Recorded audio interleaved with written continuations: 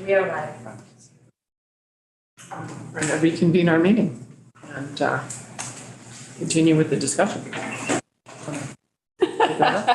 Continue with the discussion, yes. So the agenda as posted is getting changed just a little bit. It doesn't affect when public comment happens. That will still happen at 11:30 sharp. But I think the acknowledgement from your co-chairs is that this conversation has been really helpful, and to leave it feels like you might be leaving intelligence on the table. The conversation you're slated to step into is around clean energy standard versus renewable energy standard. You might get there anyway through this conversation. But I would like to invite the legislative team to ask what's top of mind, because you have a pretty special group convened here around what are you wondering at this moment? And we'll see if we can frame up that conversation from there. You know, I just wonder if there is, this feels like a really important kind of key issue that we've been kind of circling around. I just wonder if we stay on this, if there is something to be achieved, if there's something to be resolved. If we continue with this conversation that is feels pretty important to all the parties around here. How would you name this conversation? That's a great question. I think that's actually the work of this group. How do you name this conversation? There might be a couple pieces to it. I might name it differently than a lot of other folks. That's I mean, okay. I see it kind of as, you know, how are we balancing the renewables versus reliability versus affordability discussion, which I don't know that was even a part of what we were talking about, but that's how I'm hearing it myself. It was actually my comment that I would have come back to. How do we measure here for those things to make sure we're in balance? So that's an umbrella conversation that could describe the whole morning's, right? There was some little pieces there. I wonder. Can I respond? Yeah. So, Representative Sabili, when I hear you say that, it makes me think back all the way 2 meetings or so ago, I think it was, state energy policy, stuff like 202A. So it's not just a conversation in your mind about the res per se, but it's the res in context when we're looking at those other criteria, safe and reliable, lowest cost, et cetera. Yes, because the res does not exist in a vacuum. Right, okay. Just trying to check in and make sure I'm hearing it right.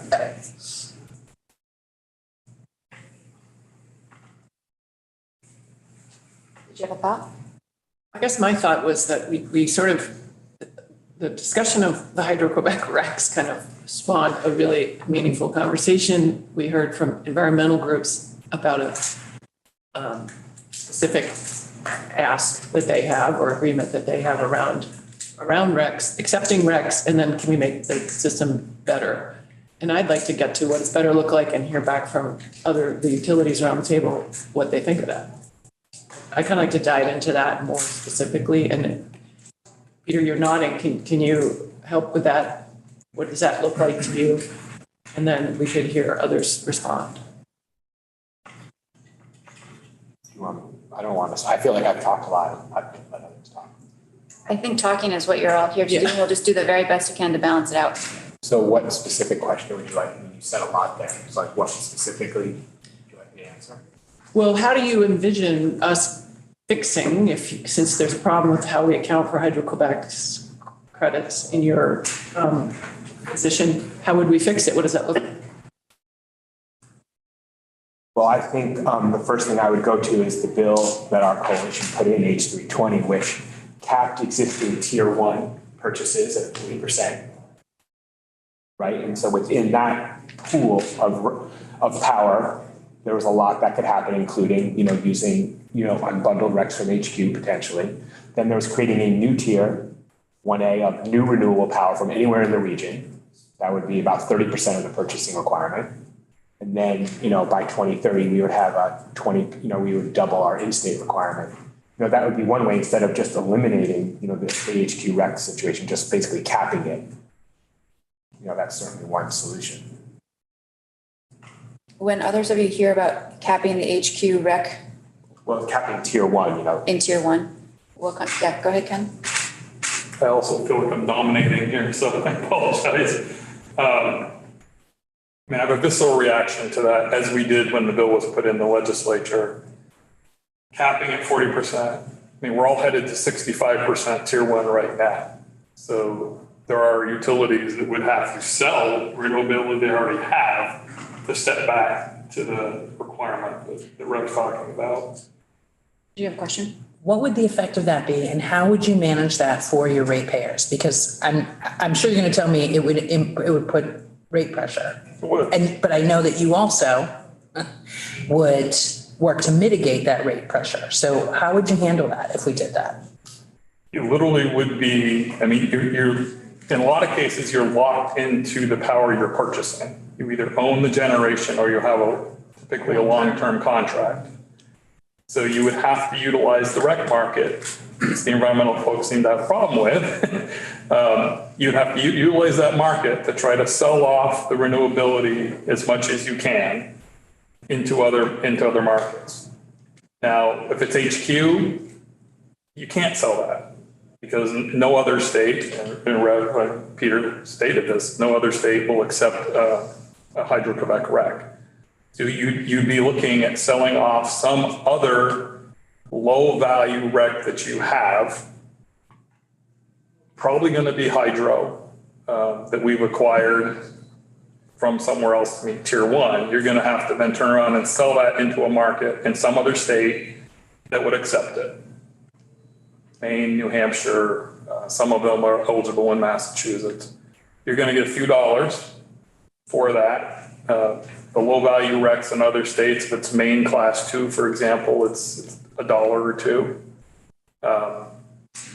But then you're going to have to acquire the new renewable component, whether that's the new tier one they're talking about or an increase in tier 2. And there's another problem in tier 2 in a second. So you're going to sell off the recs that you have from the existing renewables, try to make as much value from that as you can on the rec market and use that as an offset to the fact that you're buying new renewables that come with a much higher value rec, because those new renewables are also typically ones that are wanted in other states. So the differential, for example, right now, something that qualifies for Vermont tier 1 is worth $4-ish, maybe a little less in other states. You're going to sell that and you're going to have to buy into a contract or buy a rec that brings with it a new renewable, which is valued at closer to $39 right now. That differential becomes rate pressure for the customers. And that's how the market. It's one utility, how one utility would deal with it. That's how the market. That's all of them. That's how all of them. So we'd have So another you'd also off hydro, like low. Likely, probably, yep. And as far as just one other comment on the tier 2, double or triple tier 2, there's a physical constraint that I think we often ignore. And I don't know if others had the same experience, but our experience in trying to build solar or build generation that qualifies for tier 2, because remember, it has to be less than 5 megawatts within Vermont, and so far right now built after 2015. That's generally new solar.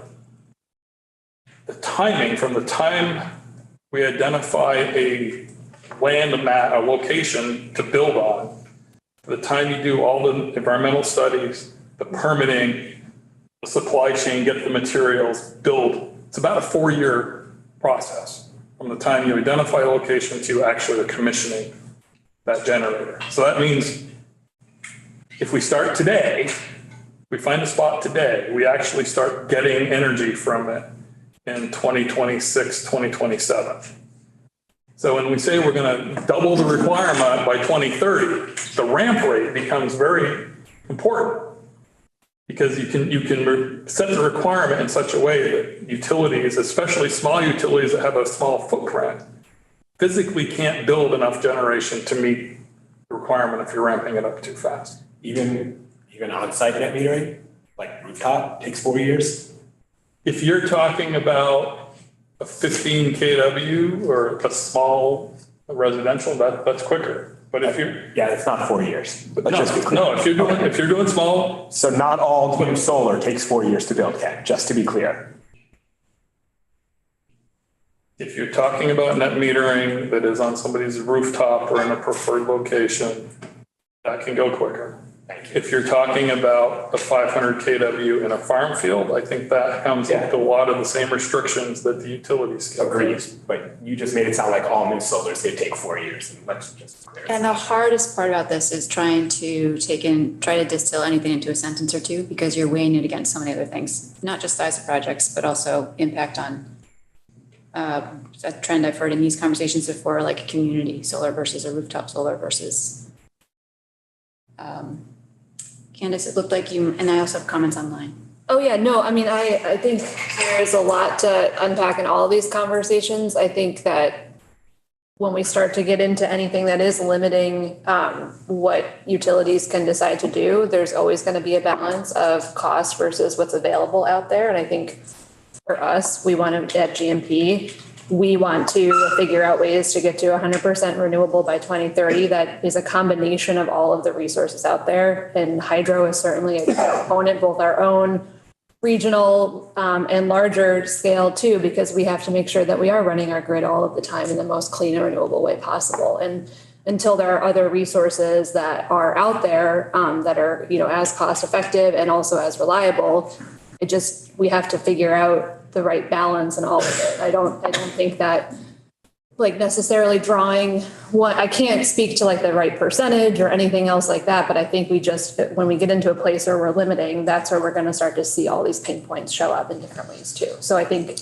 it's just about wanting to, within the art of, with the possible and what's happening at the region too, figure out the right balance for Vermont customers in all of this. And part of what you're talking about is you starting to get nervous around capping, for example, Hydro-Quebec RECs in Tier 1. Ben, and then Rebecca. Just a clarifying point on, H320 as sort of the one thing that is out there for people to react to in terms of a concrete proposal. That's talking about 40% existing renewable in 2035. So more than a decade from now, we're going to be using a lot more electricity. We have modeling on, what that might look like from the Climate Council. Don't know if those numbers are exactly right, of course, but the scenario that Ken was reacting to, it sounded an awful lot, Ken, like you were thinking this was going to be, day to day or year to year that you'd have to go to 40, and we're talking about 12, 13 years from now. So 40% of, and just to be clear, what I think all of us are on board with is continuing to talk about this in sort of terms of percentage of total electricity usage. And so 40% of power in 2035 is more like 50 or 60 or 70% of the total electricity being used in Vermont today. So I don't actually think the needing to end a lot of, arbitrage off of a lot of existing contracts is nearly as acute an issue as was just described, both because of the long time frame to ramp the requirements up and because those are long-term contracts, but they're not, 30, 40, 50-year contracts. And we're talking about a couple of, a decade or two in terms of that, or a decade or more in terms of that ramp rate. So just to clarify for folks, that's what was actually in the bill.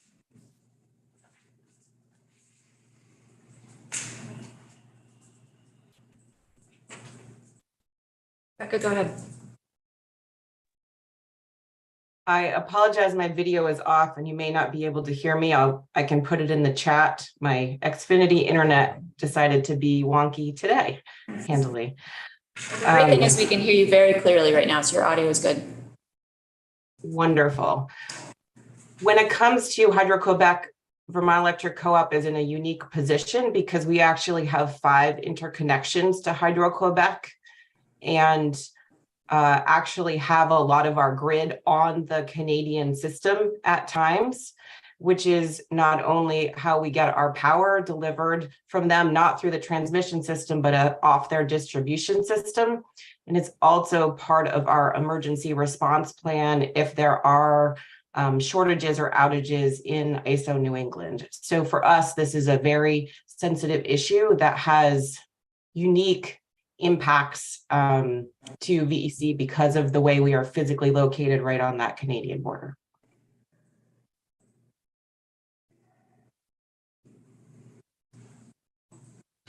Chase?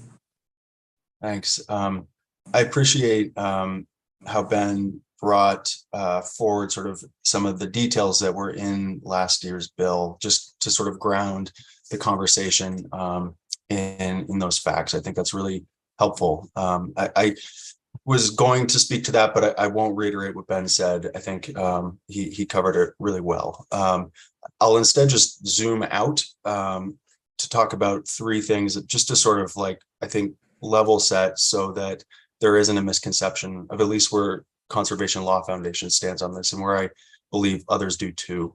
We aren't saying that we should end existing renewables. So just to be clear, like we do see a place for existing renewables in the solution that we're talking about. So just to be very clear about that. The second thing, which we haven't discussed as a group, but I think is known by many people in the room, is that Hydro-Quebec and how it plays in the region is changing. They are, new transmission lines are under review and are getting strong federal support and are moving forward that are going to interconnect HQ with larger population centers in the region that will then be demanding the same energy that Vermont would be demanding. Also, Hydro-Quebec is sort of resource constrained. There are limitations to how much electricity they can actually generate there, which is why one of the new transmission projects that they are considering that would route through Vermont is going to be two-way. And Hydro-Quebec is actually going to pump or send receive, electricity from large offshore wind projects it's anticipating. It's going to store it up there by pumping water as storage that then can be released later, which is all just to say that I don't think that we can presume that HQ will be able to serve our needs in the future as load increases, as policies change, as new transmission comes online, as more demand for HQ occurs, and as HQ is used for storage. We can't presume that with all those changes, the way that it operates now will be the way it operates in the future. So I just want to throw that out there. There are just very real changes that are occurring in that space. So just to reiterate, one, we're not saying we should end existing renewables. And two, I think we should just keep an eye on how the HQ space is changing very rapidly and meaningfully right now. The last thing I wanted to say, just responding to Ken, as to the 4-year period of time to bring new renewables online, just assuming that's true. And I think, there are lots of examples of projects that were much faster. And so I'll just leave that there, but just say, to me, that indicates the time is of the essence. If it's going to take us, if we're going to presume it takes 4 years to bring new projects online, if we were to start today, to me, that just underscores the importance of the work we're doing today. And I think the urgency of us moving forward together to come up with a solution soon, because if it's going to take time to reach the solutions in a practical sort of like boots on the ground, build stuff sense, then creating the incentives and the structure now is even more important. Thanks.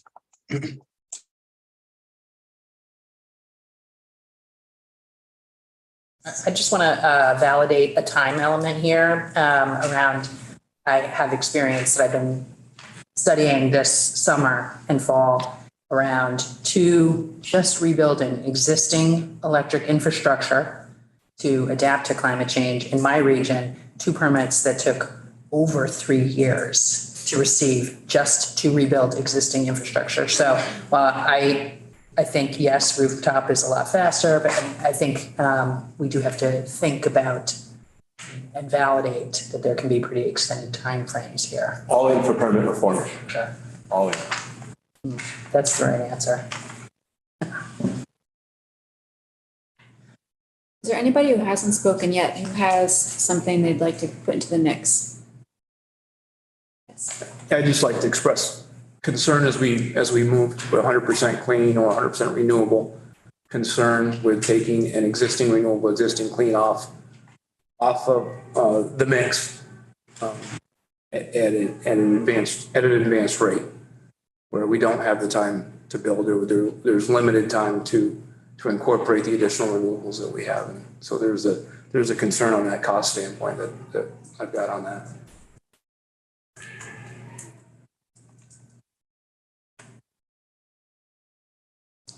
Go ahead, Brian. Yeah, just very quickly, I want to reiterate what Chase said, and that the sense of urgency is real, regardless of the time that it takes to do permitting. So just want to pile on there.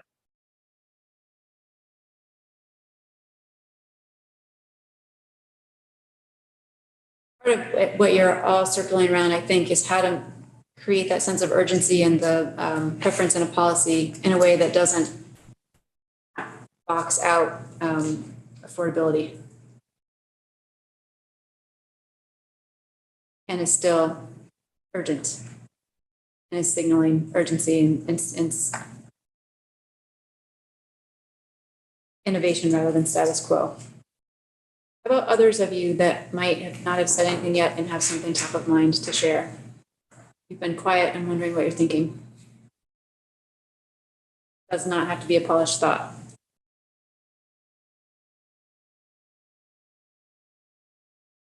Yeah. I have something I'd add briefly, and this is a electrical procurement policy conversation, not an infrastructure problem, but conversation. But Washington Electric is overloaded from a solar generation to load standpoint at every one of our substations. One of those substations is in that position to the point where we're risking damage to the transformers and devices in that substation. That doesn't mean we shouldn't build more solar, and it doesn't mean that batteries can't help balance that from a day to night perspective. But we're a winter peaking facility, a winter peaking utility, and likely to become more so as people rely on heat pumps. There's no batteries that can balance that from a summer production of solar to a winter peaking period. There's no batteries existing now that I know of that can balance the solar generation in the summer with a winter peaking load like we experience. All of that means that some of our substations all of our substations are going to need upgrades of some kind, and some of them are going to need very, very significant upgrades. GMP is in similar position in some of their subs. I think some of the VEPSA members are as well. My point in all of this is just that we need to keep in mind how the investment in the infrastructure is paid for and who pays for it, and how we make sure that we can afford to take the loans to build that and then pay them back. This is one of my fundamental, and I know net metering is part of this conversation, but hasn't been a large part yet. It's one of my fundamental problems with net metering is that when net metering exempts some members for paying for the electricity they use, appropriately, Washington Electric was an advocate for the net metering system. But what we've discovered is the money that people don't pay into the electric system through their bills doesn't just pay for the actual power they use, it also pays for the infrastructure. We're exempting huge portions of our membership from contributing to that infrastructure payment at the same time that their installation of solar is one of the big contributors to the need for that infrastructure. I guess what I'm saying is we are getting away from commonly held utility infrastructure where everybody pays in to a system where some pay and some don't, and we need to fix that. Because to accommodate solar, not to mention accommodate new additional load, we're going to need millions and millions and millions of dollars in Vermont to build up that infrastructure. Even with federal grant money that we're all working to draw down, you still need local match to meet that federal grant money. So I just put that out there. I don't want to take us down a different topic. And, we have the technology to allow that solar power to flow back into the grid through our subs, but we're basically asking the infrastructure to do something they were never designed to do, which is be bi-directional, and making it so that that will work is going to be very expensive. One of the things we need to talk about is who's paying for it, who's not paying for it. Thanks. You also have a comment, Emily, go ahead. Well, let's bookmark this one. I thought when net metering got revised and system charges became mandatory and non-bypassable, that a lot of the conversation was around avoiding undesired impacts on non-net metering customers that were part of the system. So maybe it sounds like even with those changes, you're saying we still have a problem. The customer charge, even at Washington Electric, which in spite of what we wanted to do, we increased our customer charge significantly, which is the opposite of what our long-term goals have been. And we did that in part to encourage people to do beneficial electrification, but in part to recoup costs of the system. Our customer charge is about a third of the actual cost of delivering electricity, never mind the actual power it actually costs to deliver it to each member. So we charge around $30 for member charge. It's somewhere in the $75, $80, $90 a month cost to have poles and wires, the infrastructure, the line crews, the trucks, all the rest of it. So we, I think, have the highest customer charge in the state now. That helps, but it's still about rough terms, a third of what it actually costs. Yeah.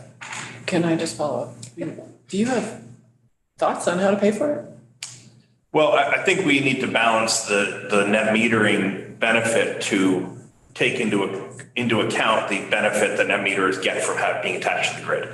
So there's a bunch of different ways you could do that, but I think as a policy matter, I think we ought to acknowledge that those net meters are getting a $80 a month, call it, benefit from being connected to the grid. $80 worth of expense to connect them to the grid. Their systems can't operate without being connected to the grid. And so I think we need to balance that, true that up. And so that's just a narrow piece of the conversation about net metering. More broadly, we need to realize that the advent of the renewable energy system, which is something, like I say, my utility is very supportive of. Built Coventry, went 100% renewable, something that Washington Electric is very supportive of. We need to recognize the amount of infrastructure investment required to make it a bi-directional and having thousands, tens of thousands of producers of power instead of a few hundred. Yeah, I heard that. I guess I was hoping you had specifics. Like, are you ready to, and it doesn't have to be right now, but I'd be curious, just however you want to submit those. Yeah, that sounds, I'll send those in. I mean, the short version is I think we ought to charge DPS and the utilities to look at what it actually costs to produce power, to connect people, net meters to the grid, and have the net metering system, particularly now that solar panels have gotten cheaper, have the net metering system pay an appropriate amount that includes those costs. Christopher? Can I ask a quick question for the DUs? What percentage of the RES is being met through net meter power these days? Maybe it varies a lot by DU. I don't know if it's a small contribution or it's actually a relatively large contribution, significant contribution. It's a little actually hard, at least for me, Ken could probably do it. It's a little hard for me to actually answer that question because of the interplay between tier 2 and tier 3 credits, because we get a benefit from being 100% renewable and not taking a standard offer project power. So it's a little hard to say. I can tell you about 900 of our 12,000 members net metered. But I can get you a better answer in terms of what percentage of the res that represents. Christopher and then John. Yeah, thanks. I think, Louis, I'd love to follow up on part of your conversation and also flag it for staff that are going to have to help the legislature wrestle through this in the months ahead. The way I think of this as sort of we're bound by the laws of physics and the world here, and we have decided that the solution to the climate crisis is electrification, is beneficial electrification. That's sort of at some level, unless you're a climate denier, that's not voluntary. We are forced to deal with that. This conversation is about how the flavor of Vermont's strategy is going to unfold in terms of the res and our requirements on utilities. But Lewis is presenting a very fair point, and one that I think I know I would like to understand. And as a senator, I always found it very difficult to better understand.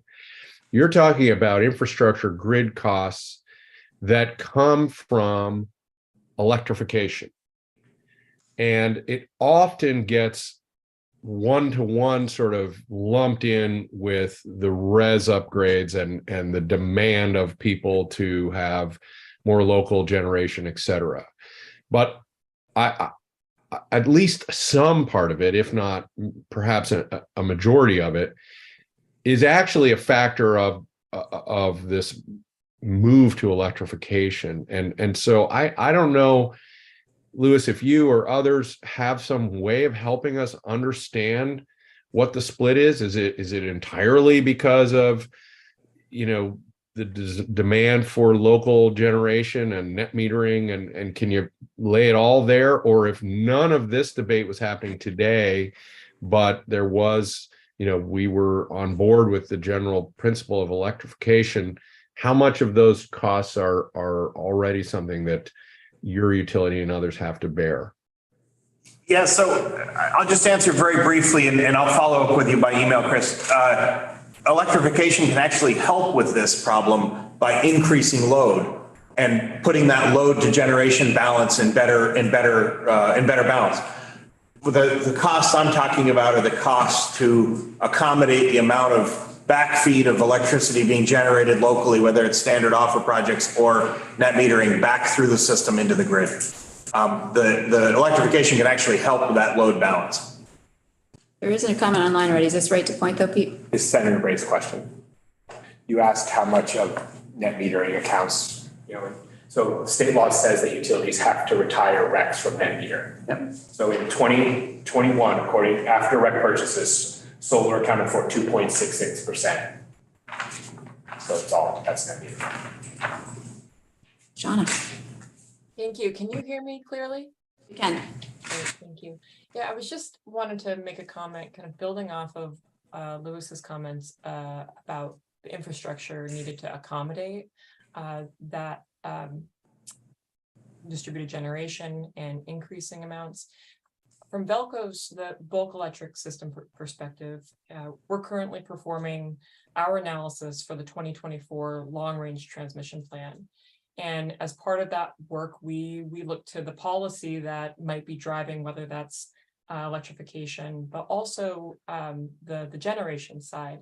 And so some of the conversations around that, today, currently we have, it's under 500 megawatts of distributed generation on the grid. I think it's 470.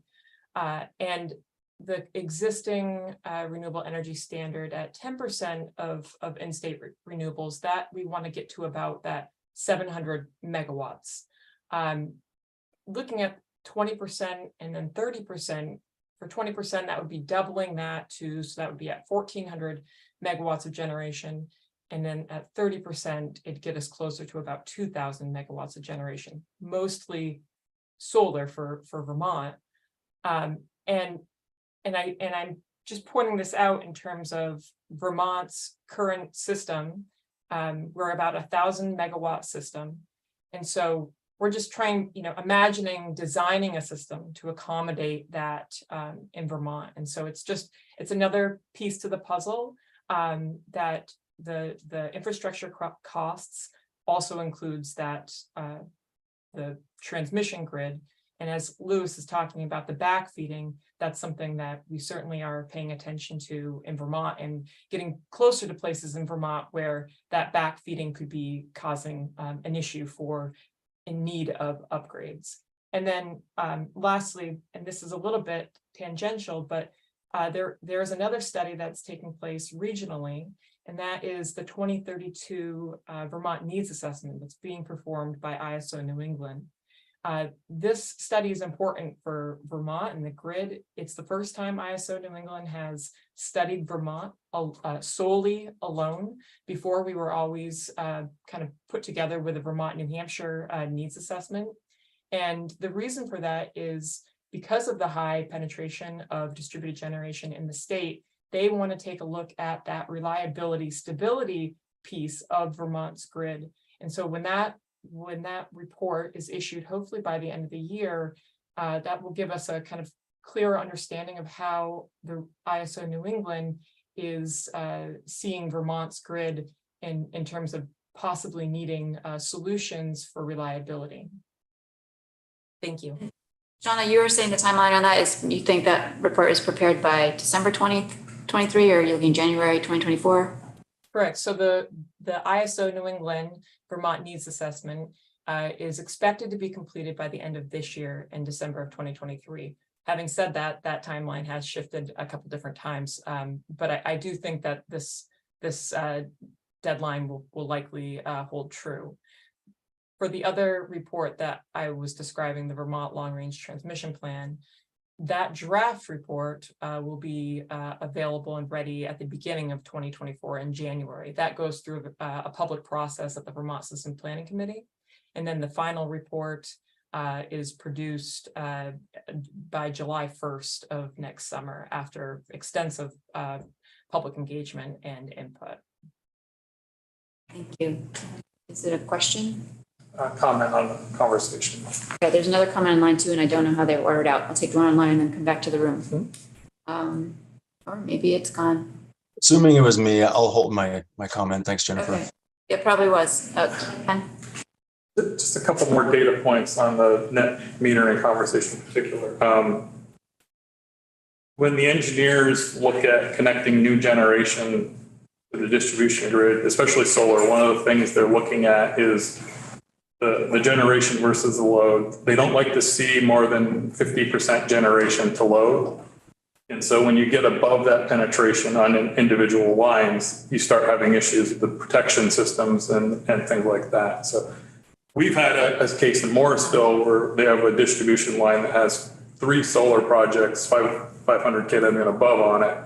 They want to put a battery on that circuit, and they're actually having to put constraints on how they can operate the battery because of how it interacts with the solar. So it gets very location specific as to what the generation size is, location is, and what other things are on the circuit when you're evaluating. On the rate question, we work with a company called Utility Financial Services. They're a rate planning consultant. And one of their recommendations around the country, they work with a lot of municipal utilities, is they're pushing municipal utilities to increase the customer charge to accommodate for net metering and some of this generation coming on. And they're recommending numbers in the $75 to $80 range, which aligns with what Lewis was talking about. Because what utilities typically do is the admin cost, a lot of the distribution cost you put into your per kilowatt hour rate, and you drop the customer charge. You do that for 2 reasons. One is higher per kilowatt hour rates incentivize efficiency, and it allows low income folks, the fixed amount a low income customer has to pay is reduced. So you get in this balancing scheme between, okay, I want to raise the customer charge to make sure that I'm recovering all of my costs to operate the infrastructure. But as you're doing that, you're actually impacting the incentive for people to become more efficient, and you're raising the cost on low-income customers unless you have some other program in place to offset them. So it's part of the balancing act that has to go. So to the legislative team, what are you wondering? What do you need to hear more about? Well, I'll follow up on, since I think sort of what Representative Sebeli asked about 20 minutes, 30 minutes ago, whatever, about HQ power and the treatment of it. If it weren't something as hard as what, Peter, you were talking about a cap, but a ramping structure, like it would, going forward, for instance, you would reduce the use of it. Does that, I'm just trying to be sensitive to DUs and planning. If we, this is a big if, I'm not assuming that we would want to change the value of HQ, but if that's part of what the debate is about, the value of it. If that transition were to happen, incrementally over time, or you might say future purchases, can't rely upon it for rec purchase. Is that kind of ramping into a newer version of the res help DUs adjust?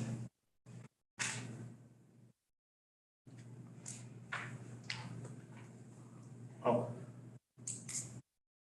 I'm sorry, I've talked a lot, so I'll say one more thing. Any ramping in certainty and any of that helps because you can plan for it. I would like a little bit more discussion or clarity or something about why we are ramping HQ down. Yeah. Is it because we don't really believe it's low carbon? Is it because of the other environmental impacts that project, like all energy projects, clearly had? Is it because we want to incentivize money to be spent and development to happen in state? What's bad about HQ? If our goals are renewable power and low carbon power and stability and all the rest of all the goals that we all share, what's bad about HQ? I'd like to have a little bit better about that. And I think Peter's given us some idea about that. It would boost the rec market, the incentives for building in-state renewables if you didn't have access to those recs. But I would like, particularly knowing the likelihood of HQ becoming bidirectional, serving as a battery, and essentially for our generation of renewables in New England and Vermont, as well as a power source. Why do we want to ramp it down? And I'm very open to that being a discussion and being one of the outcomes. But I'd like to know a little bit more about why. Yeah, I just want to maybe push on that just a little bit and maybe frame it a little bit differently. What is the problem that we're trying to solve with that? And how does it, and do we agree that that's a problem to solve? The problem being, So what is the problem that we are trying to solve with this discussion about ramping down Hydro-Quebec? And do we have agreement that that's a problem that needs to be solved? But who's who's talking about ramping down actual HQ? What we were all talking about was some of the unbundled recs, not stopping getting power from HQ. But that's disincentivizing purchase of HQ, which is, right? I mean, does it not have that effect? No, we're still talking about purchasing power from HQ and you can retire in those recs. No one's talking about buying less power from HQ, just buying recs unbundled from power. That's all what we're talking. That's at least what I've been talking about. I've never said don't buy less power from HQ. Is that clear as mud? it's clear, well, my ears don't have to understand it, but what is unbundling mean in terms of, what's the impact? Okay, don't go there. No, I'll be back in about an hour. Yeah, right, exactly. So in 2 seconds, Before you give the 2 seconds, does everybody else know what that means? Because I don't have to know if you all know. Go ahead, 2 seconds. 2 seconds. There are two things you can do when you buy power. You can buy power and keep the rec that comes with that renewable power, or you can just go and buy a rec unassociated from a power purchase, which utilities do all the time in region, right? That's like not a terrible thing to buy an unbundled rec from a new renewable resource. What environmental groups have reacted to is buying a rec from HQ unassociated with power, because then you don't have to go buy it from a new renewable, right? When you buy, then you don't have to go buy new renewable. Yes, that's right. And so in this conversation, it somehow has gotten muddled between buying power from HQ and buying an unbundled rec from HQ. And I was trying to make it clear that at least for us at REV, we do not see a problem having Vermont rely on Hydro-Quebec for some of its power. How about for the current amount of power that it purchases? That's fine. Yeah, so this has been very helpful. So when I was floating the hypothetical of transition, it was away from allowing unbundled recs. And I heard that. I knew that's what you were saying. And towards only allowing bundled recs over time, so. Okay, does that lead to other questions for any of you, or does that clarify some things? Yeah, Risk of blowing this it's up. fine. I mean, it opens a bunch more questions for me, right? So if the issue is around unbundled recs right now from Hydro-Quebec, it raises, like, the municipal utility is getting an allocation of NIPA, the Niagara, St. Lawrence power from the large dams in New York. Those recs now count, but they're large hydro. So are we literally saying Hydro-Quebec, or are we saying large hydro, which means that that New York power is also at risk? Yep. Are they valued the same? Yes. They're both tier 1. Now we get bundled power and recs, and we retire that, but there are recs available from other states. So municipalities in Connecticut, Massachusetts get these as well. So we have an opportunity to buy those recs. It also opens for me a question. I mean, we start down a slippery slope. So then if the question is, well, we don't want you to have unbundled recs from existing resources because it stops you from buying new resources, do we stop at Hydro-Quebec, or does this become an argument that happens for small hydro, or? You saw our bill, Ken. I did. You saw our bill, and that's what we're about. No one's talking about taking away existing in-region resources. No one's ever said that. Just for clarity, so HQ, It would be NIPA too. It's all, it's anything that sets the Vermont res apart from everything else in New England, which is existing out of region hydro. So it would be NIPA and power from Quebec. and how about large scale existing from Maine? That would not change because that's what every other res in New England does. Thank you. Got 2 comments online if you're ready to go. Ben and then Christopher. Thanks. So a couple of clarifying points. So setting aside unbundled recs for a second, whether or not we touch how those are currently treated in Vermont, the 40% tier 1 by 2035, that's in H320. So essentially what a lot of us have sort of come to the table is like, this is our ideal within the realm of what we think is politically and physically possible. That actually would allow probably more purchases of Hydro-Quebec in the future than, like, in total volume of megawatt hours than we currently have coming into the state. Right? There are a lot of folks on the left who would love to see Hydro-Quebec ended tomorrow, or put a hard cap on the total volume, or ramp down the volume. What we've put out there is actually an enabling a lot of flexibility and the increase in the total purchasing of that kind of power. So I want to just put the kibosh on the idea that what some of us in this room are advocating for is severely curtailing the purchase of that kind of electricity. That's just not the case. Can you pause for just a minute, Ben, and we'll just test and see if is that the understanding? Yeah, of course. Everyone should speak for themselves, but that's what was in the bill. Okay, question? Yeah, can you just explain to me how that enables an increase in, I think that's what I just heard you say. Yes. Increased usage. Yeah. So essentially, as we electrify, we're going to be using more and more electricity. Estimates vary, when we're talking about a fully electrified state, whether we're talking about an 80% increase or a doubling, or, some people put out a tripling, though I think that's a bit more than that's probably going to happen, of total electricity usage. So if you're talking about 40% of twice as much electricity as we're using right now, you're talking about 80% of the total electricity that we're using today, right? Like 4,500 megawatt hours, which is dramatically higher than the total volume of purchases from Hydro-Quebec. So as we're electrifying into the future and maintaining the sort of percentage-based renewable energy standard, all the percentages are coming out of a larger number. And so you'd have to have a very incredibly small percentage to actually be reducing the total purchasing. Thank you. The other point I just wanted to make again, in terms Ben, of we got like one, just. sorry, Ben, we have one more question before you move on. So Oh, we're sure, talking of about, course. Sorry, I can't see Yeah, the it's room all right. at all. just to be clear, so when you're talking about that element of this, you're talking about the actual power, you're not talking about RECs, you're just talking about power there, correct? Well, I was responding recs. to it would be both.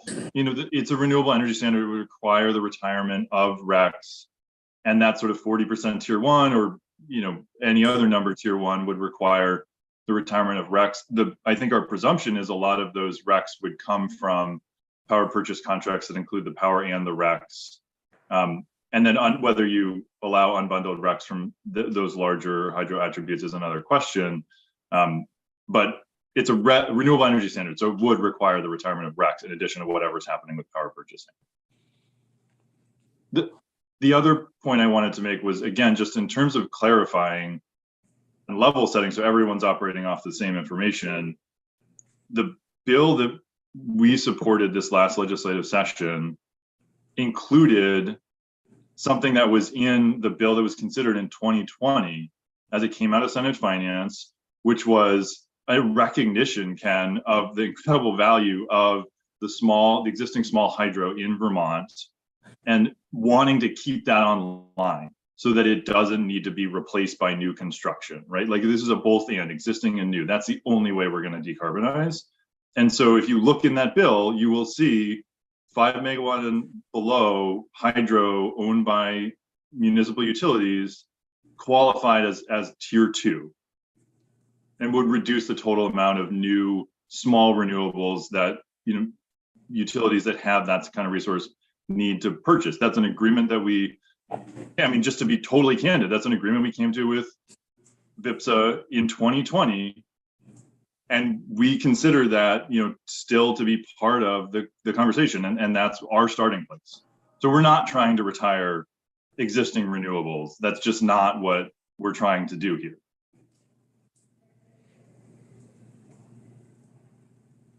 There's 2 more comments online, and then we do need to start strategizing about time. Christopher and then Chase. I just, at the risk of stepping into places where I don't know a ton, you know, as I understand it, one of the reasons that most states do not recognize large-scale hydro as renewable is the process to build and flood is, in fact, releases tons of greenhouse gas emissions, such that it's true that the generation of power is, quote unquote, green, but getting to that point is a big net loss that takes many, many years to recover from, if you were comparing to just, say, a natural gas generation. So when we talk about the role of HQ, from where I sit, the reason that there are discussions about capping or, you know, not growing has to do with the reality that HQ would like to expand.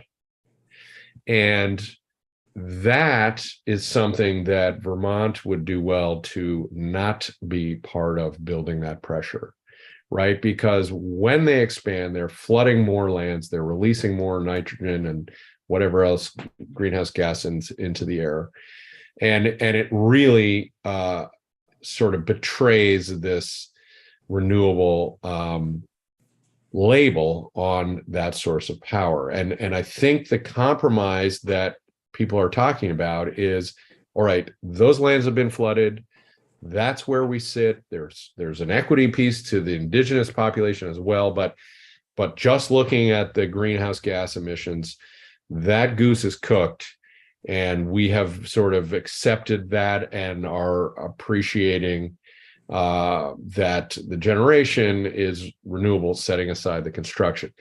But any role that Vermont plays in expanding HQ, I think, is something that really calls the question of how serious we are about 100% renewable. And to me is why this is controversial and why there's been a very concerted attempt at finding the middle ground here.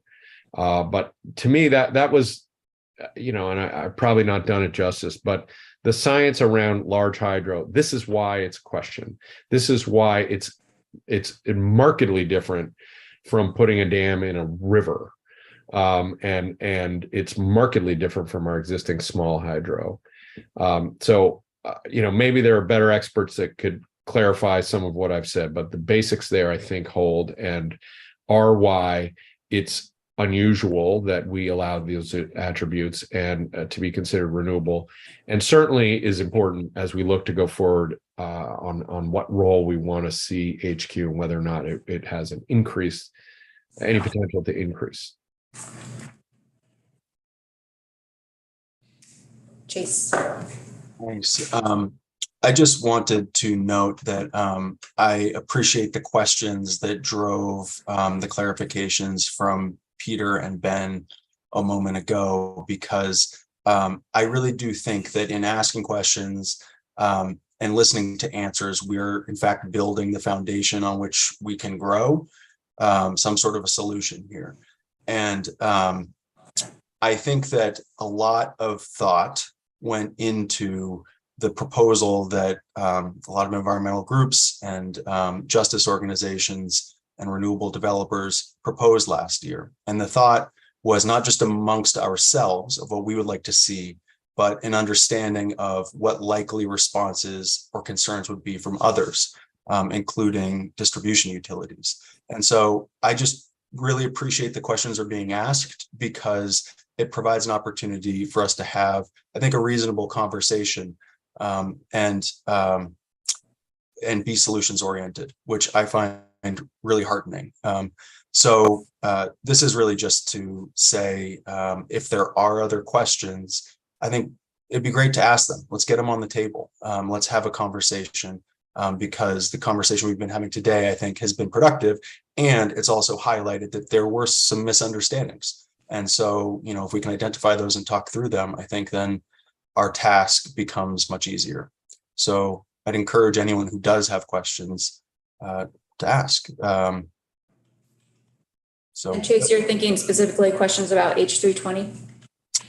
That's, yes. I mean, that serves, I think, as the starting point for a lot of environmental organizations, climate focused organizations, because we put in lots and lots of time thinking about it. And so for us, that's where we're starting our part of the conversation. And so if people have questions about it, it could provide a useful vehicle, I think, to further the conversation. Might not be where we end up. We might make changes. I think that in fact probably would be something that we would all expect to have a conversation that could present changes. But yeah, if we have questions about that, if folks in the room have questions about that bill, perhaps that would be a helpful vehicle to further the conversation. I'm curious if the utilities have any further comments with the clarification on the HQ recs. Does your position stay the same?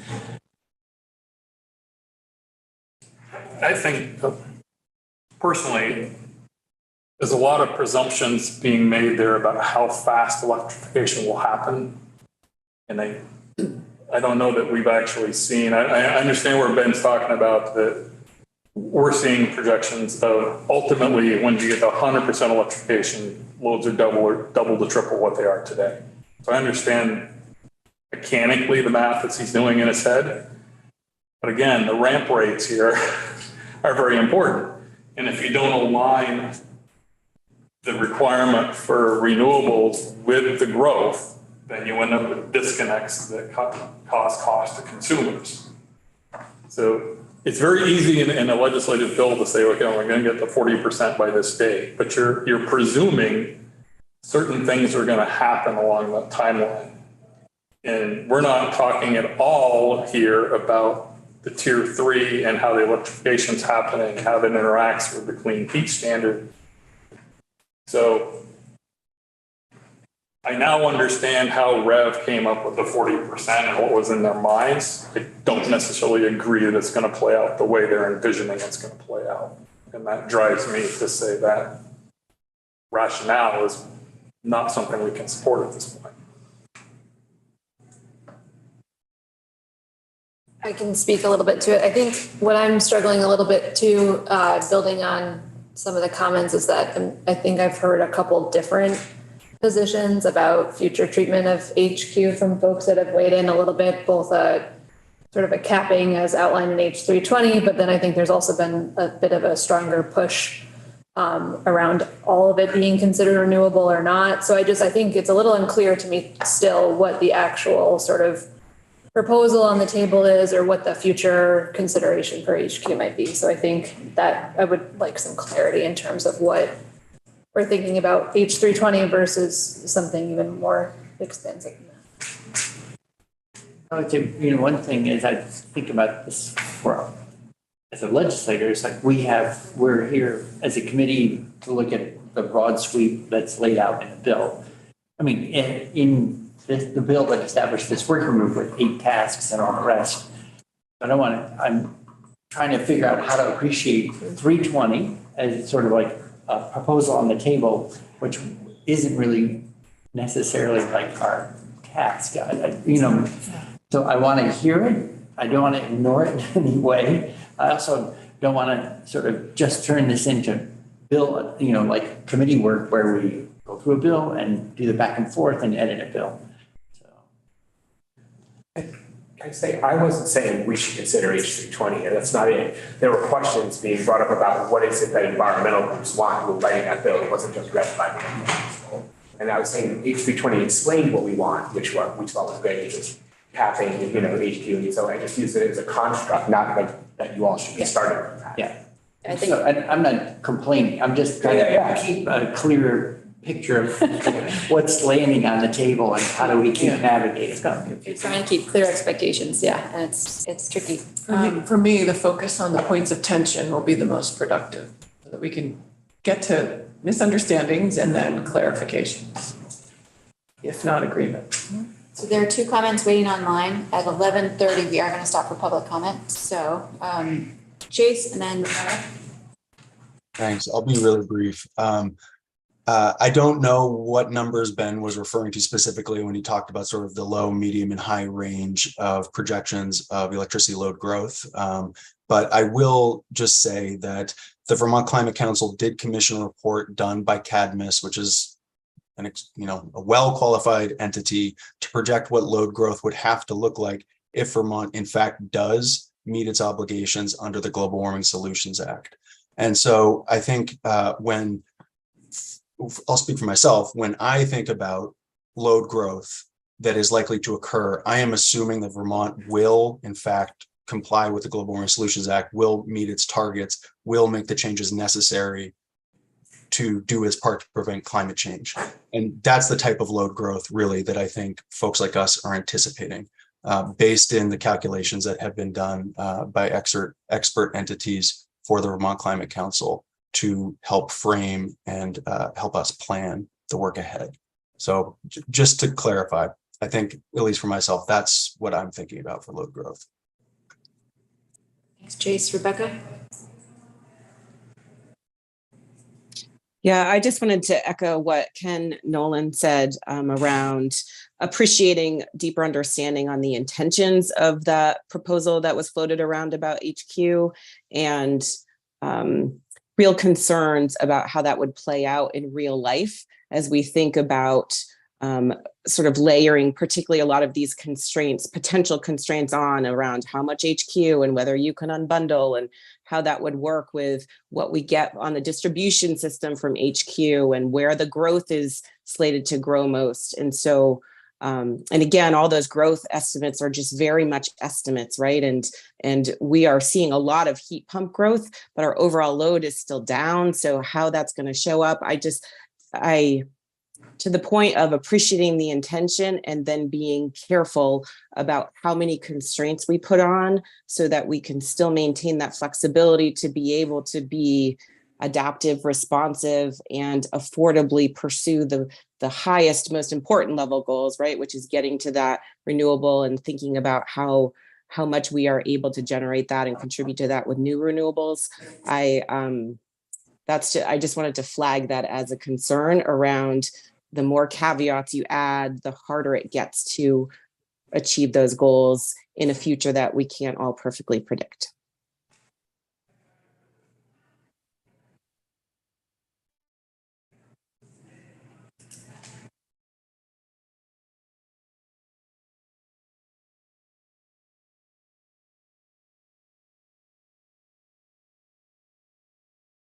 So it is 11:22. Co-chairs. What sense are you making of this so far? What are you? That's a lot of information. There's always tensions between intentions, a tension around intentions, and also when you talk to Rebecca's comment around constraints, trying to figure out how do you prioritize and encourage certain changes with integrity and accountability without boxing in flexibility to change as circumstances change. So do you have a sense of where you want this conversation to go next?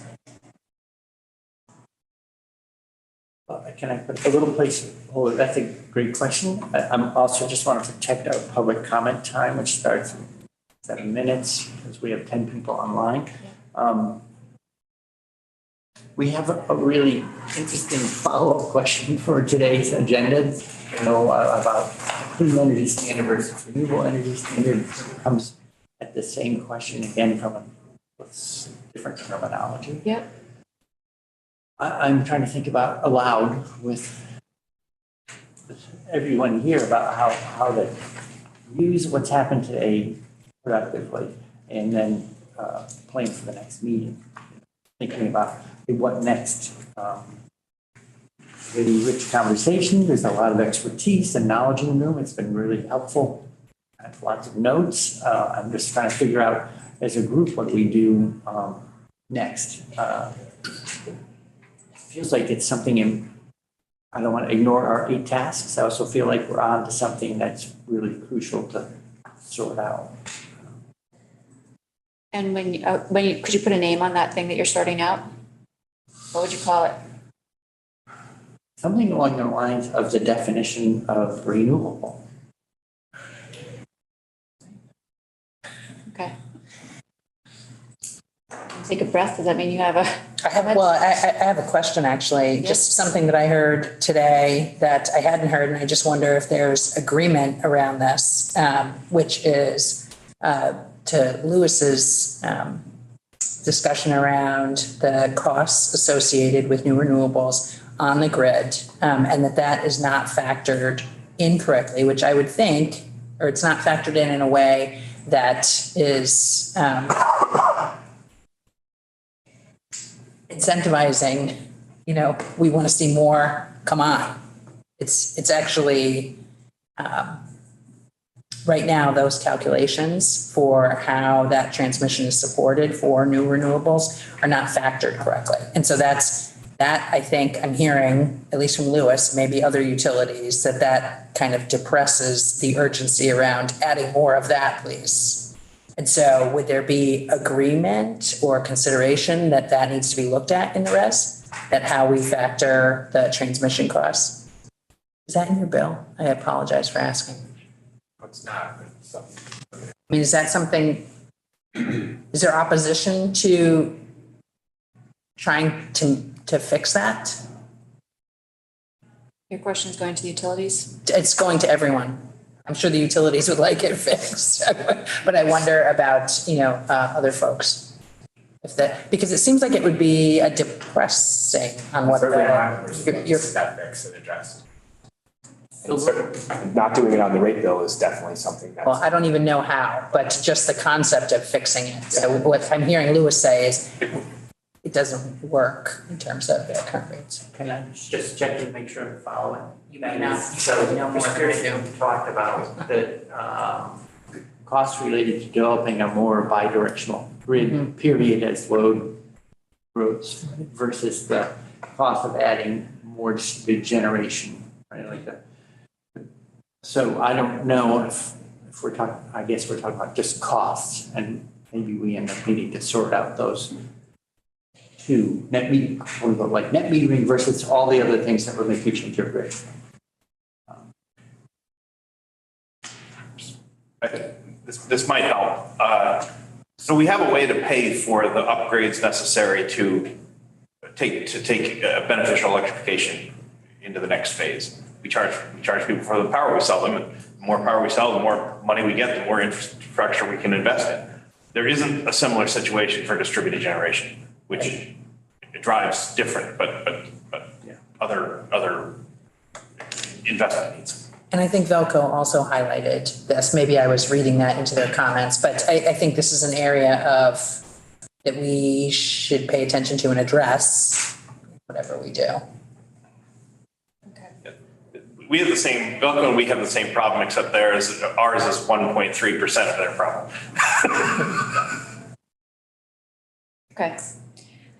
I am going to encourage a shift to public comment, and then we'll have time for next steps after that, so you know what to expect going forward, because there's a little bit of a delay between when this group meets again. So hang in there for next steps. At this point, I'm going to pass it over to the co-chairs for your public comment. I don't know how many people there are in the room who have public comments. All right.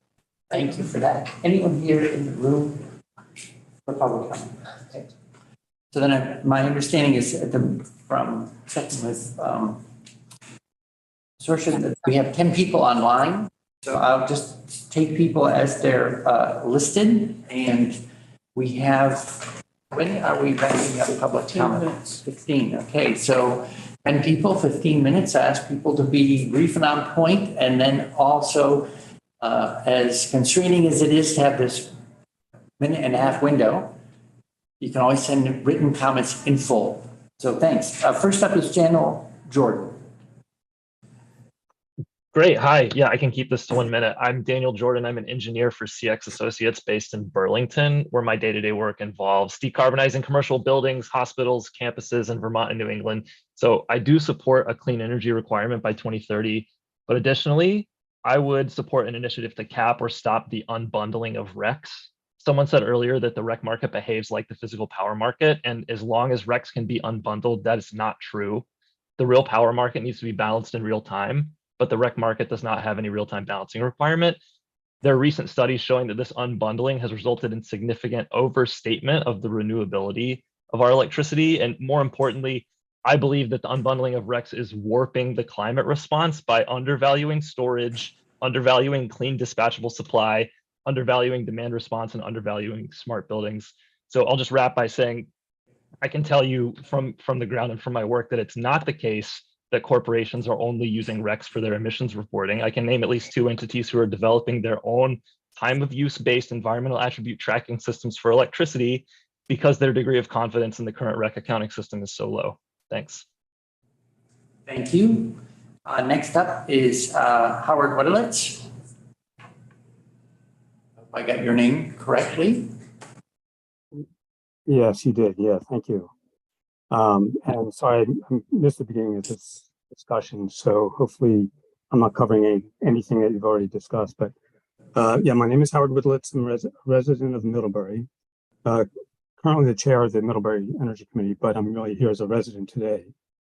And I want to thank you for the work that you're doing looking into the reforms. You know, I don't want to oversimplify the challenges of what it would take to get to 100% renewable, but we do have an existential threat with the climate crisis. And I just have to believe that the cost of doing too little is much greater than the cost of what it will take to get to 100% renewable. You know, how much money have we already spent for repairing flood damage? We have some local homes from the flooding that we had back in July, I guess it was. You know, appliances were lost. So there's a cost there to the residents. You know, so I'm really here to advocate to do what's possible to shift from a 75% to 100% renewable standard and increase significantly the amount that's derived from local sources. And as I believe it was Christopher Pearson had mentioned, you know, shift away from Hydro-Quebec to the extent that we can for a lot of the reasons that he had stated. And also, you know, some ideas, I don't know if it's been discussed since I have not been part of these meetings, but is there a way to increase the net metering cap to beyond 500 kilowatts? You know, is it possible that if we shift to local energy sources, would that increase the tax revenue that could then be used to support low and moderate income households. Is there money in the IRA to do that? So, lots of things out there. The energy committees, we're doing what we can to work at the local level, but much more is needed on a broader scale to get us to where we need to be. So it's not a simple problem to fix, but I don't think we have much choice, and we don't want to look back 30 years from now and say, oh, we should have or could have done more. So I just want to thank you for your time and your work on this. Thank you very much. Next up is Jessica Van Oort. Hi, thanks. I'm from Paulette in Rutland County. I am involved in local government. I'm on the select board here and the planning commission, though I'm speaking today just as myself as a citizen. I definitely support moving Vermont to 100% renewable energy future, not just clean energy, but actual renewables, and doing it as quickly as possible to address this climate crisis that's already affecting all of us, as we've seen this summer. When I found out that the current renewable energy standard only asks for 10% new local renewables by 2032, I was pretty disappointed, honestly. I thought Vermont was a state at the forefront of greening up our energy, and it's not, in fact, the case. I found out that other states in the Northeast have beat us with their energy standards. I wish that we were a leader in the renewable energy standard in our region. I've heard in this meeting folks talk about picking winners and losers. If that's what we're doing, I hope we pick new wind and solar as our winners and old resources like large hydro and especially fossil fuels as our losers. One last thing, Green Mountain Power serves our town of Paulette. Our substation is at 95% right now. I heard you all talking about that.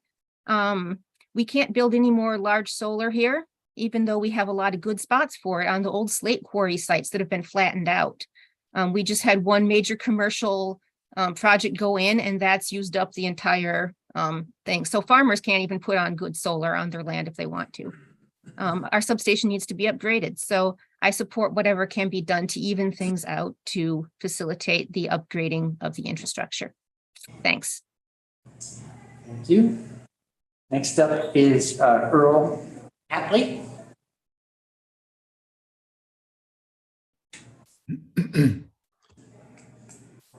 Quiet, everyone. I'm Earl Hatley. I'm a enrolled citizen of Abenaki Nation of Missisquoi. I work on the Just Transition campaign of 350 Vermont.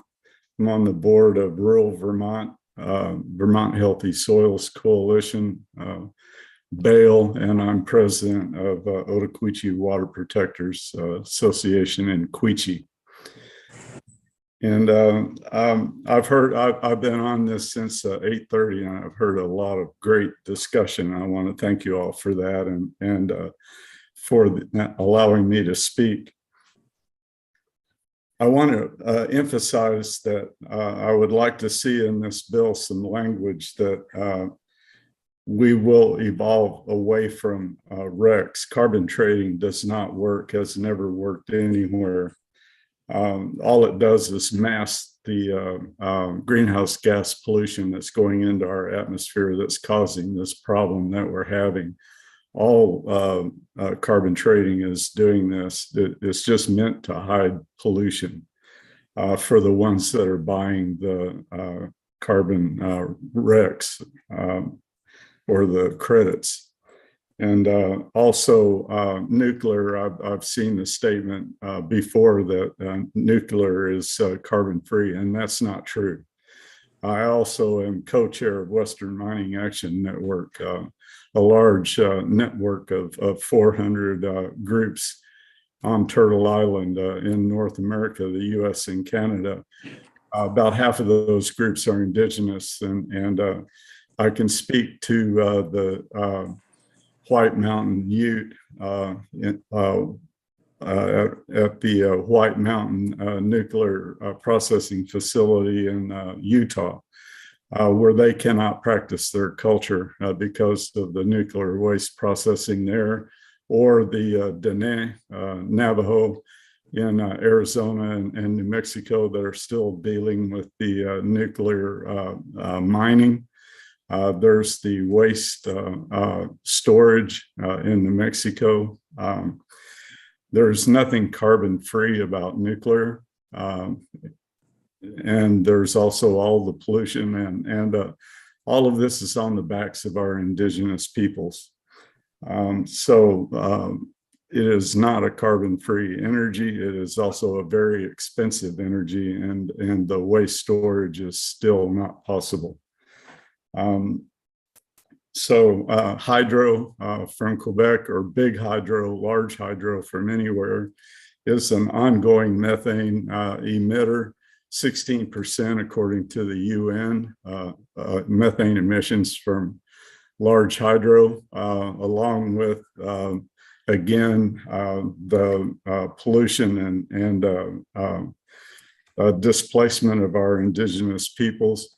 But every time it rains, even the older hydro facilities, every time it rains, all of the organic matter is washing into these lakes, down the streams, and they become essentially compost facilities for all the leaves, all the organic matter that's washing in, and that methane is going out. It takes approximately 80 years just for the original organic matter to finally compost out, and all that methane is going up. As well, Vermont buys RECs from a large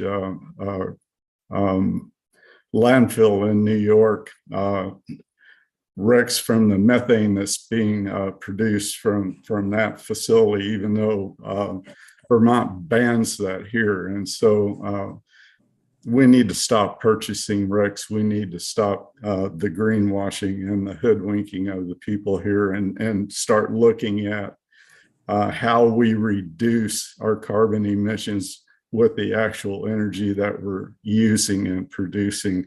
And Earl, I'm sorry to interrupt. I'll end it there. I'm sorry I went on too long. I just want to thank you for allowing me to speak. Willuvinny.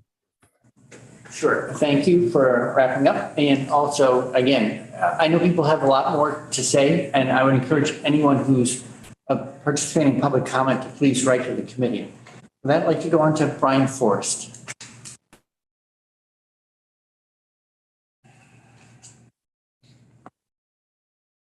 He's on. Okay, so I don't see Brian Forrest. Then we'll move on to Shirley Gould, sorry. I'm not seeing her either. All right. How about Ben Gordetsky?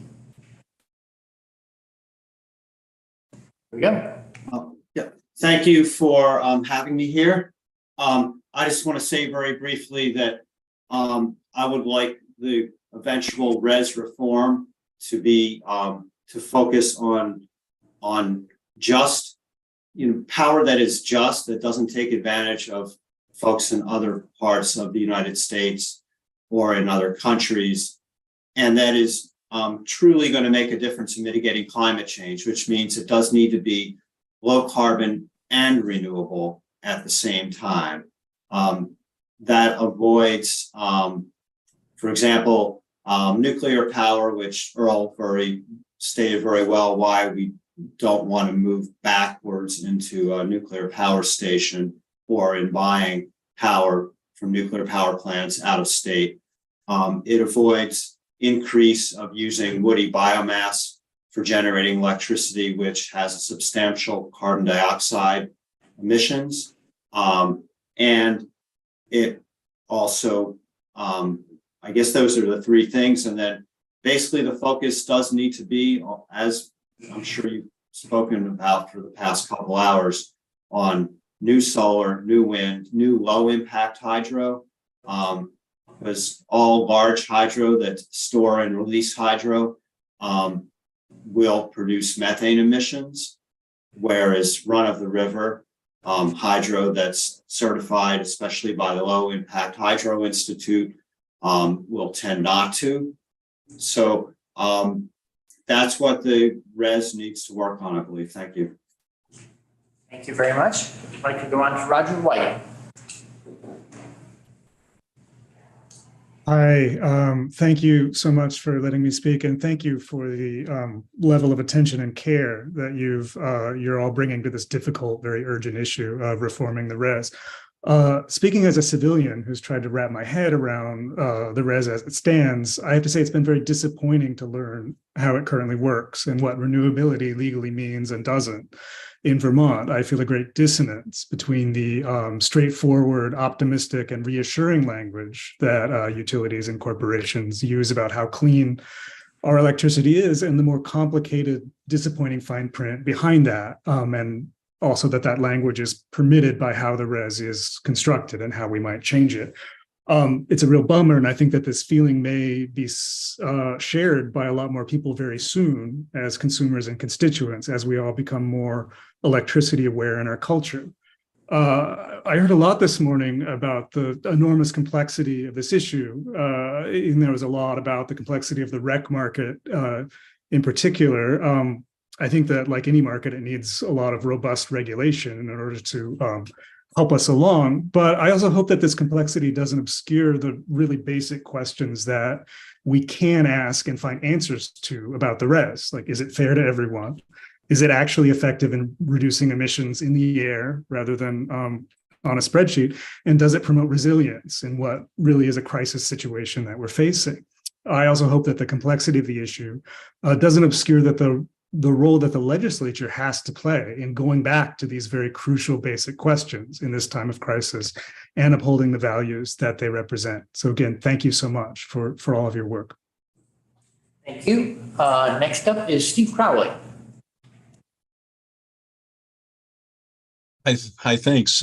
Like everybody else, I want to thank you all for the hard work you're doing, and it's been a great discussion this morning. I got about a few pages of notes here, but I'm going to focus on one relatively small area of what you're talking about, and that is why it's important to focus on new renewables, sometimes referred to as additionality. And this is really important.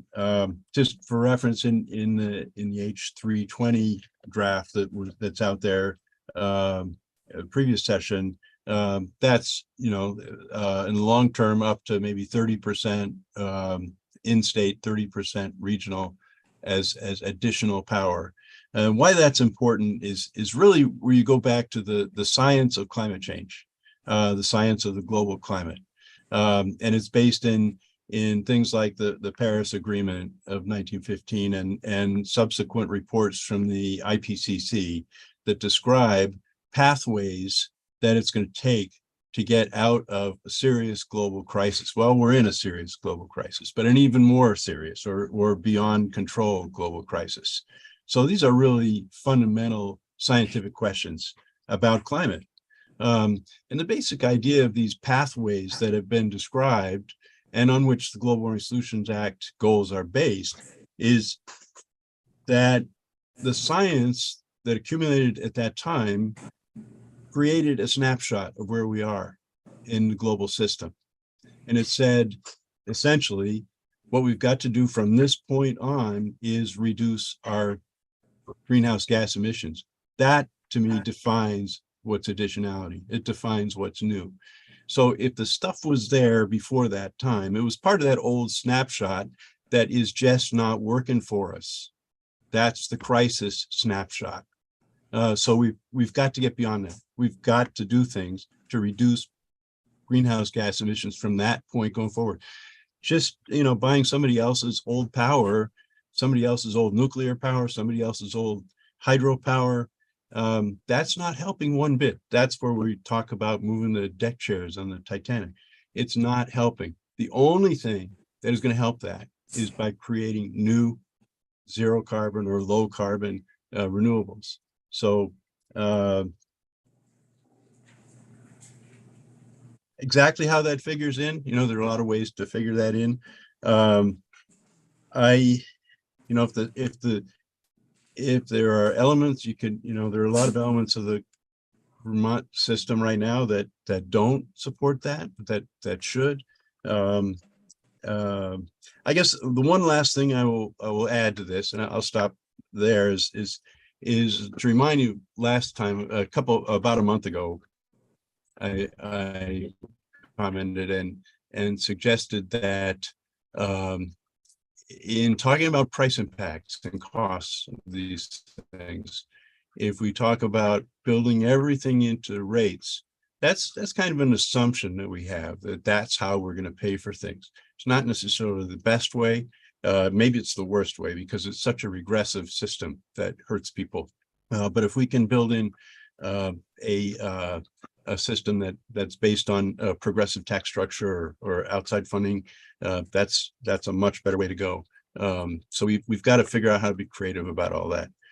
But I think I have about 3 more pages of notes, but I think I'm going to leave it right there. Thank you. Thank you, and please do feel free to send your notes on. Last up for this morning in public comment is Annette Smith. Thank you. Annette Smith, Vermonters for a Clean Environment. We'll note that a couple other people seem to have joined who might want to comment. I have 3 observations. My first question is primarily to the legislators. Does Vermont need a renewable energy standard? And this is a different question from why does Vermont need a renewable energy standard? But is this the right conversation to be having at this time? And I ask that because we have a very complex set of energy policies now with the Global Warming Solutions Act, a Climate Action Plan, a Comprehensive Energy Plan, an Affordable Heat Act. All of these things are sort of intertwined in a way that for a small state like Vermont is becoming a very complicated public policy arena. And I would really like you to ponder and take a look at whether or not this is the right conversation to be having at this time. My second point is, as a member of the Department of Public Services Renewable Energy Standards Stakeholder Group, I requested as part of one of the options for the modeling, a business as usual scenario with the current REC arbitrage and a business as usual scenario without the REC arbitrage. In other words, what happens if we just no longer allow the sale of RECs, and what is the cost difference? Now, today, Ken gave a number that I assume is from a while ago for Burlington Electric, but I think that this is a fundamental starting place when we look at whatever value the REC arbitrage brings and what savings it might offer to ratepayers, and what happens if the ability to use RECs, it could be broken down by category, but overall, what is the differential? I think that's a fundamental starting place. My third comment has to do with what I saw briefly in the polling responses at the beginning. And there were comments about microgrids.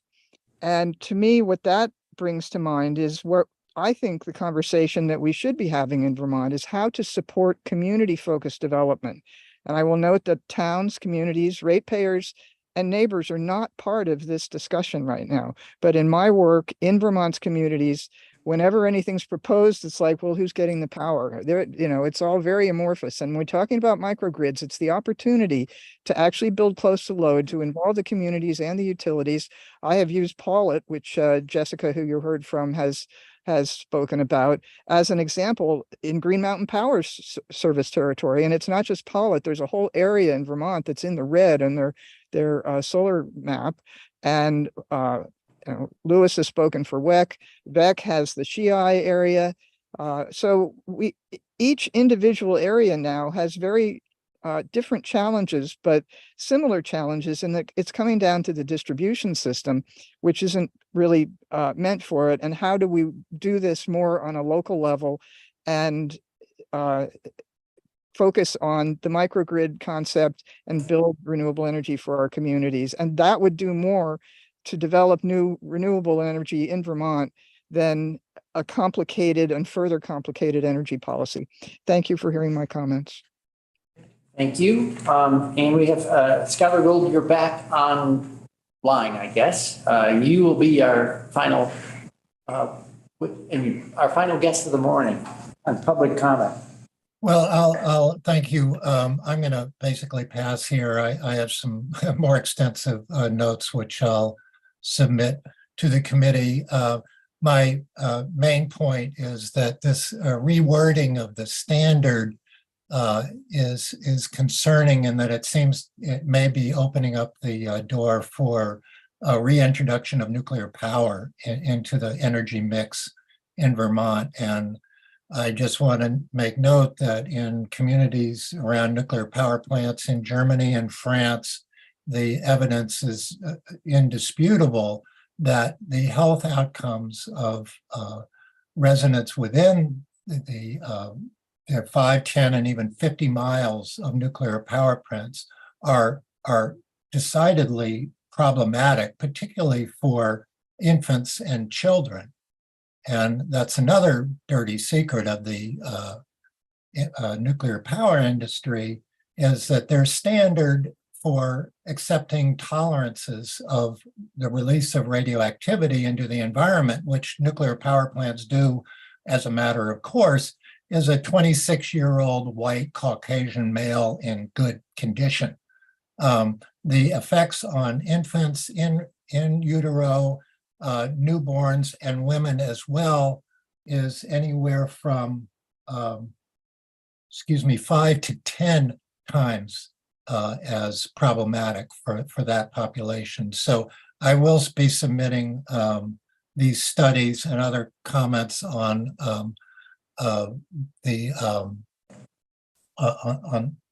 do we really want to be generating any more high-level nuclear waste in this country? So again, as you can see, my concern is that the rewording of the standard might allow the introduction of nuclear power into Vermont again, and I think this would be a great mistake. Thank you.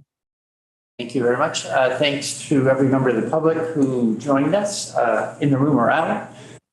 And again, for the third time, we know people have more to contribute than we have time for to hear in 1 and 3 minute segments. So please do write to the committee. With that, we move on in our agenda to next steps planning. Okay. So just a heads up, the next meeting of this working group usually is an every other week scheduled, but we're skipping the October 18th, postponing it until October 25th. So October 25th, 8:30 to noon, and then it will be back-to-back meetings. We'll meet October 25th, and then I think the next one is November 1st or 2nd. I don't know. So that's the first logistic. The second logistic is there was a proposal floated at the very beginning of this process to start meetings in November a little earlier at 8:15. Co-chairs, do you have a guidance on whether that's going to actually stick for November meetings or if you want to keep at the 8:30 start time? I would keep it at 8:30. We have a hard time getting here at 8:30 is what I'm getting. So 8:30, so in your calendars, it should already be at 8:30, no change then. 8:30 to noon throughout November. There is one more announcement, and that is that the Vermont Department of Public Service has, well, there's 2 announcements actually. So as of yesterday, there was the official title. Do you have it written down? It's the polling, all the polling research from the focus The groups. announcement I made at the beginning. Yes. Yeah, I did that. Okay, great. So that is available on the website and I can put it into the chat if needed. And then on October 10th, there is the RES CES technical analysis draft results presentation. So again, available. Plenty going on between now and the next time we meet. In terms of what to expect for the next agenda, between now and October 25th, there will be a lot more data that's been sort of hugging around this group, and the co-chairs and your legislative team will do some work based on today's meeting and based on that oncoming information. We'll float an agenda out with enough time for you to look at it. I don't think it's very clear at this moment what its focus is going to be. Unless you know. I don't think you do. I think you've given us a lot to think about. So more to come on that with enough notice for you to look at it in advance. Again, if you have questions or requests for the agenda, please send them to your co-chairs. In order to be effective, we need at least a week lead time. Questions? Anything I've forgotten? I would just say thank you everyone for yet another rich conversation. And I know sometimes it's hard to hold on to a big, loose, ragged conversation. Takes a certain, whatever, tolerance for uncertainty. I appreciate that people are hanging in there and keep on contributing. And I feel like it's a really healthy process. So thank you. All right, we're adjourned. Okay, we're adjourned. Thanks all.